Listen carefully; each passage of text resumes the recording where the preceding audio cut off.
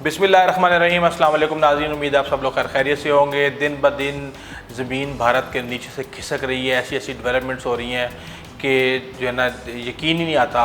भारत ने चीन से जंग की जो मुमकिन सूरत हाल है उसके पेश नज़र जंगी साजो सामान बशमूल तोपें, मिज़ाइल, टैंक और लड़ाका हथियारे श्रीनगर, लेह, शारा और भारतीय फ़ज़ाइया के हवाई जहाज़ों के ज़रिए कंट्रोल लाइन के नज़दीक पहुँचाने का काम जो है ना शुरू किया हुआ है, बल्कि बहुत तेज़ कर दिया है। एक तरफ चीन ने पूरी वादी गुलवान पर अपना हक जताकर भारत के लिए मुश्किल सूरत हाल पैदा कर दी है। वहीं दूसरी तरफ वज़ीर-ए-आज़म नरेंद्र मोदी के हालिया बयान कि ना कोई हमारे इलाके में दाखिल हुआ, ना ही किसी चौकी पर कब्ज़ा हुआ और ना ही सिर्फ ये चीनी दावे को उन्होंने मजबूती बख्शी है, बल्कि भारतीय अवाम को भी बिलमूम और अपनी फ़ौज को बिलखसूस मखमसे में डाल दिया है। इसके अलावा एक और अहम डेवलपमेंट हुई है कि तालिबान के झंडे कश्मीर में नज़र आए हैं। किस तरीके से तालिबान कश्मीर में घुस चुके हैं इसकी डिटेल भी मैं आपको बताऊंगा। इस वक्त हालात ये हैं कि भारतीय फ़ौज ने लद्दाख में अपने मुल्क के मुख्तलिफ हिस्सों से दौड़े चले आने वाले सहाफ़ियों की नकलो हरकत महदूद कर दी है, और वो भारतीय सहाफ़ी जिन्होंने कारगिल की जंग में रिपोर्टिंग भारतीय फ़ौजियों के साथ खड़े होकर की थी को भी वादी गुलमान के नज़दीक जाने की इजाज़त नहीं मिली, जिनमें से बाज़ अब मायूस होकर दोबारा कोरोना की रिपोर्टिंग करने लगे हैं। लद्दाख के दारुल हुकूमत लेह से तकरीबन 220 किलोमीटर दूर मशरक़ी लद्दाख में वाक़या वादी गुलवान कश्मीरी नस्ल लद्दाखी एक्सप्लोरर ग़ुलाम रसूल गलवान के नाम से मंसूब है। मरहूम ग़ुलाम रसूल गलवान के पोते ग़ुलाम नबी गलवान से चीन की वादी गुलवान में दिलचस्पी के बारे में कहा है कि इसकी सबसे बड़ी वजह यह है कि चीन पाकिस्तान इक़्तिसादी राहदारी जिसे सी पैक कहा जाता है उसकी सड़क इंतहाई करीब है। एक अंदाजे के मुताबिक तकरीबन 8 से 9 मील के फासले पे वो रोड वाक़या है। सी पैक की सड़क चीन वादी गुलवान के नज़दीक गिलगित बल्तिस्तान से होते हुए कराची तक जाएगी। यहाँ भारत ने हाल ही में वादी गुलवान में दरबक से लेके दौलत बेगोलदाई तक एक सड़क बनाई है और एक बड़ा पुल तामीर किया है, जिससे चीन नाखुश है। चीन के लिए सी पैक बहुत अहमियत रखता है और इस मंसूबे को लेकर चीन इंतहाई मोहतात है और इसकी तवील मुद्दती सिक्योरिटी यकीनी बनाना चाहता है। बज़ाहिर किसी भी मुमकिन ख़तरे को टालने के लिए ही चीन ने ये इक़दाम उठाए हैं। भारत एक तरफ चीन को उकसाता है, जबकि दूसरी जानिब पाकिस्तान के ज़ेर इंतज़ाम कश्मीर और गिलगित बल्तिस्तान पर अपना हक जता रहा है। लेकिन हकीकत यह है कि इसके पास ये इलाके हासिल करने की ताकत नहीं और भारत अपनी कमज़ोरी से वाकिफ़ है। इसीलिए चीन से मुकाबला करना जो है ना सरासर इसके लिए बेवकूफ़ी होगा और वो ये गलती कर भी नहीं सकता। अगर 20 फ़ौजी पाकिस्तान ने मारे होते तो जंग छिड़ चुकी होती, लेकिन इन्हें पता है कि हम चीन के मुकाबले में कहाँ खड़े हैं। चीन को लद्दाख के मामले में आलमी प्रेशर की क्यों परवाह नहीं है, इस समेत भी दीगर मालूमात पर जो है ना मैं आपको इन्फॉर्मेशन दूंगा। लेकिन पहले आपको बता दूं कि कश्मीर में तालिबान की मौजूदगी की इत्तलाहात मिल रही हैं।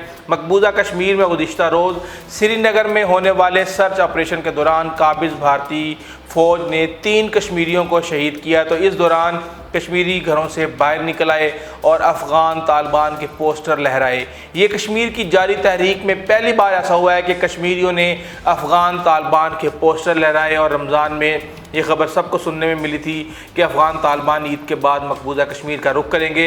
अगरचे बाद में तालिबान की जाने से इसकी तरदीद आ गई थी, ताहम अब रमज़ान और ईद गुजर चुकी है। लेकिन कुछ लोग अभी भी यकीन रखते हैं कि ईद के बाद कश्मीर में तालिबान के पोस्टर इसी सिलसिले की एक कड़ी है, और तालिबान ने अगर कश्मीर में कोई कार्रवाई करनी है तो वो कभी भी आलमी सतह पर इसका एतराफ़ नहीं करेंगे, क्योंकि इस तरह इन्हें अफ़गानिस्तान में आलमी प्रेशर का सामना करना पड़ेगा, जिसका फ़ायदा भारत को होगा। और कश्मीर में तालिबान के झंडे का मतलब है कहीं ये जो है ना ये तो नहीं हो गया कि कश्मीरी अब तालिबान को मकबूजा कश्मीर आने की दावत दे रहे हैं। तालिबान की जानिब से कश्मीर जाने के मुबैना वादे की तकमील का वक्त नहीं आ गया। मकबूजा कश्मीर की तहरीक 7 दहाइयों से जारी है और कश्मीरियों ने बेपनाह कुर्बानियाँ दी हैं। जान माल इज़्ज़तें लुटवाने के बावजूद कश्मीरी हक़ खुद इरादियत के लिए आज भी डट कर खड़े हैं, और भारत की कोई साजिश हरबा लालच कश्मीरियों को हक़ खुद इरादियत के जज्बे को कम नहीं कर सका। भारतीय फ़ौज जब भी कश्मीरियों पर मुजालिम करती है तो कश्मीरी घरों से बाहर निकल कर न सिर्फ भारत के ख़िलाफ़ शदीद एहतजाज करते हैं, बल्कि इस दौरान पाकिस्तान के हक़ में भी नारे लगाए जाते हैं।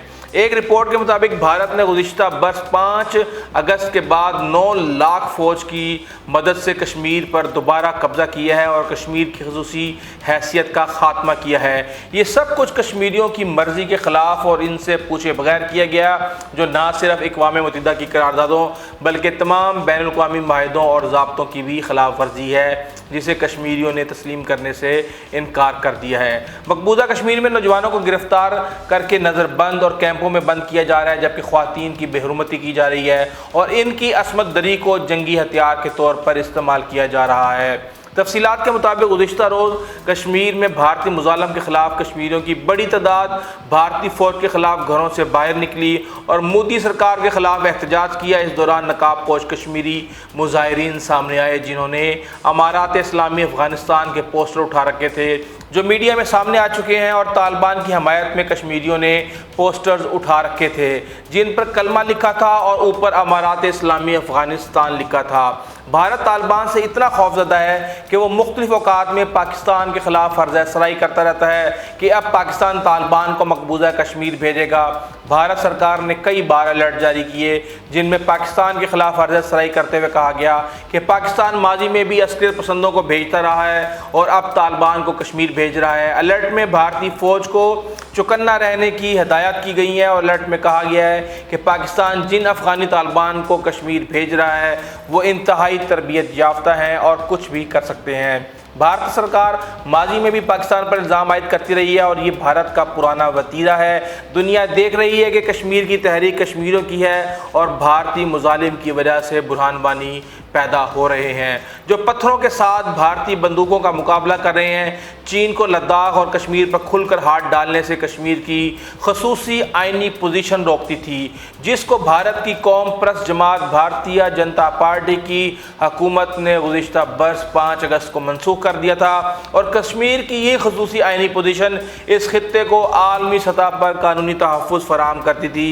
جب بھارت نے اس کی متنازع حیثیت کو نقصان پہنچایا تو اسے عالمی سطح پر حاصل قانونی تحفظ کو بھی شدید چوٹ پہنچی ہے، اور چین اب عالمی برادری کے سامنے خود کو اس بارے میں جواب دہ نہیں سمجھتا، اور وادی گلوان میں چین اور بھارت کے درمیان سرحدی کشیدگی نئی نہیں ہے۔ آج فرق صرف اتنا ہے کہ اس میں اتنا اضافہ دیکھنے کو مل رہا ہے کہ وادی گلوان کا اسٹریٹجک محل وقوع بہت اہم ہے۔ سب سیکٹر نارتھ یا دربوک سے شیوک تک بھارت نے جو سڑک بنائی ہے، چین اس کے خلاف سراپا احتجاج ہے۔ وہاں بھارت نے 1-2 پل بھی بنائے ہیں، جن میں سے ایک کا افتتاح گزشتہ برس بھارتی وزیر دفاع راجناتھ سنگھ نے کیا تھا۔ کچھ سال پہلے تو پاکستان کو الگ تھلگ کرنے کی بات کی جا رہی تھی، لیکن اس کے برعکس اب بھارت الگ تھلگ ہوتا دکھائی دے رہا ہے۔ اس وقت ایسا لگتا ہے کہ بھارت الگ تھلگ ہو کر رہ گیا ہے۔ آپ نیپال کے بدلے ہوئے تیور سے واقف ہیں۔ چین اپنے تمام پڑوسی ممالک پاکستان، نیپال، میانمار، سری لنکا اور بنگلہ دیش کے ساتھ رشتوں کو مزید مضبوط کرنے میں لگا ہوا ہے، اور بھارت کی نظریں امریکہ پر ہیں، جو کہ بہت دور ہے۔ 1999 کی کارگل جنگ میں حصہ لے کر بھارت کا دوسرا سب سے بڑا فوجی ایوارڈ مہاویر چکر پانے والے لداخی ریٹائرڈ کرنل سونم وانگچک کا کہنا ہے کہ چینی فوج نے ہماری زمین ہڑپ کر لی ہے، نہ کسی چوکی پر قبضہ کیا ہے۔ یہ اچنبے کی بات ہے، زمینی صورتحال، میڈیا رپورٹس اور مقامی لوگوں کے بیانات کچھ اور ہیں اور کہانی وہ کچھ اور بیان کر رہے ہیں۔ لداخ سے تعلق رکھنے والے مورخ اور کالم نگار عبدالغنی شیخ نے کہا ہے کہ چین پچھلے 50 سال کے دوران بہت زیادہ اندر آ چکا ہے۔ دریا گلوان اور اس کے مضافاتی علاقے لداخ کا حصہ ہیں، اور 1962 کی جنگ میں بھی یہ علاقے بھارت کے پاس تھے۔ جب ملک کے وزیر اعظم کہتے ہوں کہ سب کچھ ٹھیک ہے تو ہم جیسے لوگوں کے لیے بات کرنا مشکل ہو جاتا ہے۔ لیہ کا آخری گاؤں چوشل ہے، وہاں سے حقیقی کنٹرول لائن تک پہنچنے میں 2 دن لگتے تھے، لیکن اب صورتحال یہ ہے کہ چین بالکل چوشل گاؤں کے نزدیک آ چکا ہے۔ ایک زمانے میں وادی گلوان کے نزدیک ایک 45 کلومیٹر طویل چراگاہ تھی، وہ بھی چین کے قبضے میں ہے، اور اس چراگاہ میں 80,000 بکریاں چرائی جاتی تھیں، اور اس کے علاوہ تقریباً 10,000 تبتی بیل اور دوسرے مویشی وہاں پر چرائے جاتے تھے، اور یہ چراگاہ جانے سے وہاں کے لوگوں کا کافی نقصان ہوا ہے، اور ایک لداخی ماہر کے مطابق وہاں سالانہ 10 کروڑ روپے مالیت کا घास उगता था। चार्ल्स मरी ने 1992 में गुलाम रसूल गुलवान नामी लद्दाखी एक्सप्लोरर से खुश होकर मशरकी लद्दाख से गुजरने वाले एक दरिया का नाम दरिया गुलवान रखा और बादशाह वो पूरा इलाका वादी गुलवान के नाम से मशहूर हुआ।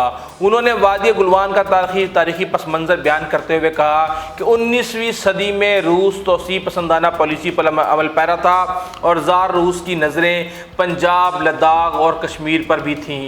इधर ब्रिटिश इंडिया का काफ़ी फिक्र लाक हुई। इसने भी अपनी एक्सपीडिशंस टीमें हर तरफ भेजना शुरू कर दी।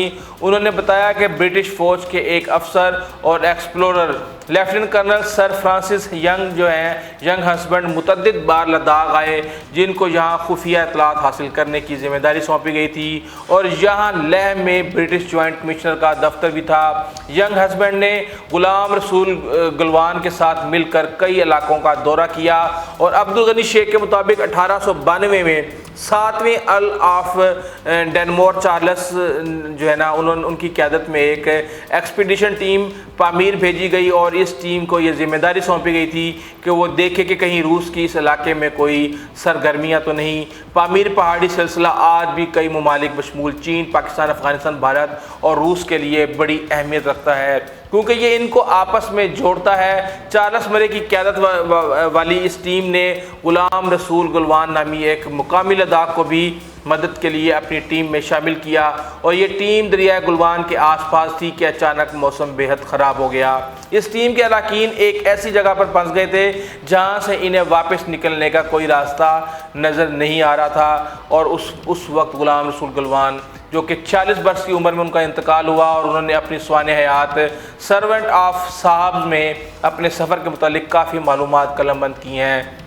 रसूल ने एक अमेरिकी ट्रैवलर रॉबर्ट बैरेट के साथ सफ़र के दौरान इन्हें अपनी टूटी फूटी अंग्रेज़ी में अपने सफ़री कारनामे बताए और रॉबर्ट ने रसूल से कहा कि आप ये सभी बातें लिख डालो। इसने टूटी फूटी अंग्रेज़ी में ही लिखना शुरू कर दिया और 1923 में एक किताब सर्वेंट्स ऑफ साहब्स के नाम से शाया हुई और कहा जाता है कि गुलाम रसूल गुलवान जो है वो एक टीम के साथ एक ऐसी खाई में फंस गए कि जिससे बाहर निकलने का रास्ता नहीं था, लेकिन गुलाम रसूल चलते रहे और उन्होंने एक ऐसा रास्ता दरियाफ्त कर लिया कि जो कि बहुत ही आसान था और वो पूरी टीम को वहाँ से बहिफाजत निकाल लाए। जब उनसे पूछा गया कि बताओ तुम्हें क्या चाहिए, तो उन्होंने कहा कि ये जो दरिया है इसका नाम आप मेरे नाम से रख दें और उस वक्त से ये वादी जो है ना वादी गुलवान और गुलवान रिवर के नाम से ये सब कुछ मशहूर है। ये इस वक्त सारी सूरत हाल है। अगर आपको हमारी वीडियो अच्छी लगी है तो प्लीज़ आप हमारे चैनल को सब्सक्राइब कीजिएगा, बेल आइकन को प्रेस कीजिएगा, अपने दोस्तों, इज़्ज़तकारों और हमसायों का खास ख्याल रखिएगा। आइंदा तक इजाज़त दीजिए। अल्लाह हाफ़िज़।